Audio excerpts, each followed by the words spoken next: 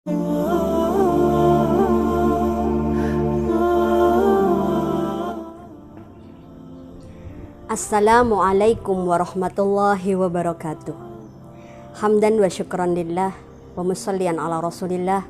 Asyhadu an la ilaha illallah wahdahu la syarikalah wa asyhadu anna muhammadan abduhu wa rasuluhu la nabiyya ba'dah.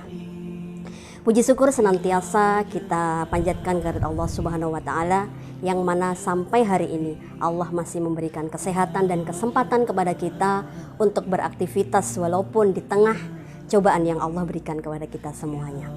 Salawat dan salam senantiasa tersampaikan kepada tauladan terbaik kita Rasulullah Muhammad sallallahu alaihi wasallam. Semoga kita semuanya bisa menghidupkan sunnah-sunnah beliau sehingga kita semuanya layak dan pantas berada dalam barisan beliau kelak di surganya Allah Subhanahu wa taala. Hadirin dan hadirat rahimakumullah, pada kesempatan ini saya sedikit akan berbicara tentang zakat. Dalam harta yang kita miliki sesungguhnya ada hak saudara kita.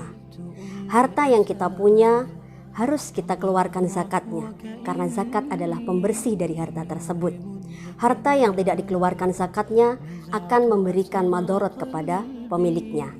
Sebagaimana yang difirmankan oleh Allah dalam surat At-Taubah ayat 103, Bismillahirrahmanirrahim, Khudh min amwalihim shadaqatan tutahhiruhum wa tuzakkihim biha wa sholli alaihim.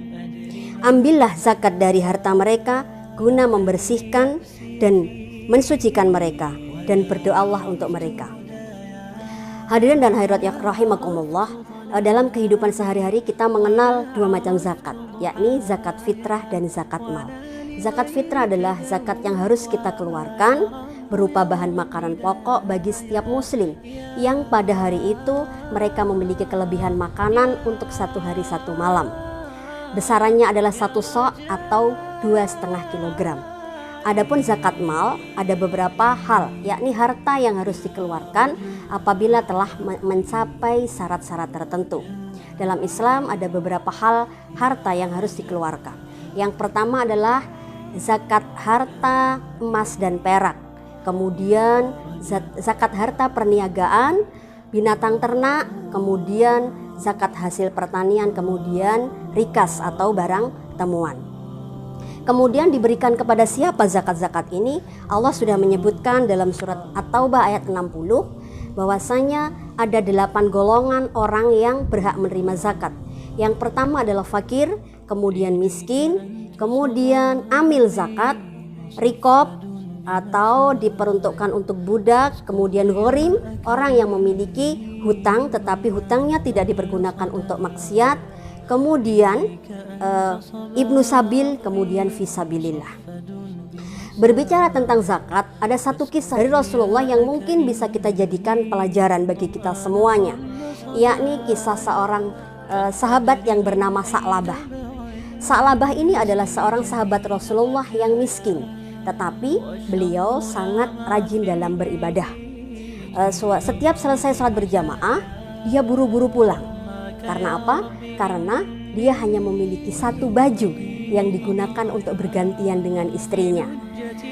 Suatu hari dia datang menghadap Rasulullah, kemudian mengutarakan keinginannya untuk diberikan semacam cara bagaimana agar dirinya menjadi kaya.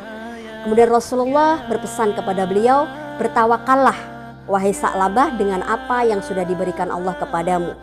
Tetapi karena terus mendesak sahabat Sa'labah ini kepada Rasulullah, akhirnya Rasulullah memberikan sepasang domba yang diberikan kepada Sa'labah sebagai modal untuk usahanya. Dengan izin Allah, sepasang domba ini kemudian berkembang menjadi ratusan domba. Kemudian Sa'labah memiliki kebun kurma juga yang sangat banyak. Sehingga semakin hari Sa'labah ini menjadi seorang sahabat yang kaya raya.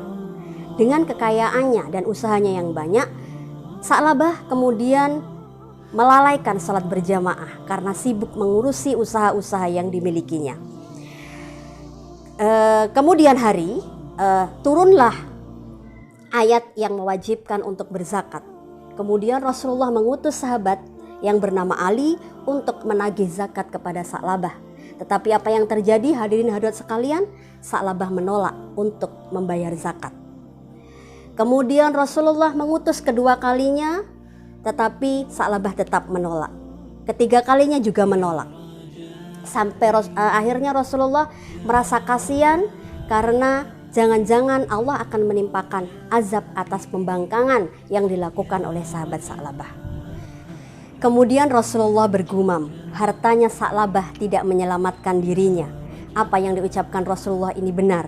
Mendadak wabah menyerang ternak Sa'labah, kemudian mengeringkan semua kebun-kebun kurmanya.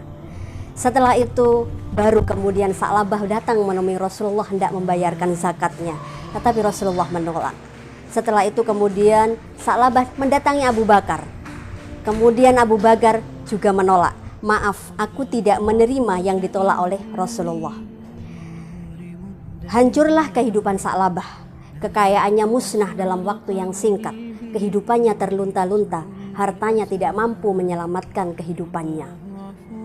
Dari kisah ini kita belajar bahwasanya dalam harta yang kita miliki sesungguhnya ada hak saudara kita yang harus kita keluarkan. Jadi hadirin hadirat sekalian, pada kesempatan yang sangat mulia ini, di 10 hari terakhir Ramadan yang Allah lipat gandakan pahala-pahala kebaikan yang kita lakukan, mari kita keluarkan hak-hak saudara kita yang ada dalam harta yang Allah titipkan kepada kita semuanya. Karena jika tidak kita keluarkan hak-hak saudara kita ini, maka keberkahan harta yang kita miliki akan menjadi hilang. Mari kita berlomba-lomba untuk mengisi 10 hari terakhir Ramadan ini dengan kebaikan-kebaikan. Dan bagi hadirin dan hadirat yang Allah titipkan harta yang lebih, bisa segera disalurkan. Semoga Allah memberikan kekuatan kepada kita semuanya dan memberikan kemenangan sampai hari fitri nanti. Terima kasih atas segala perhatian. Mohon maaf atas segala kekurangan. Wassalamualaikum warahmatullahi wabarakatuh.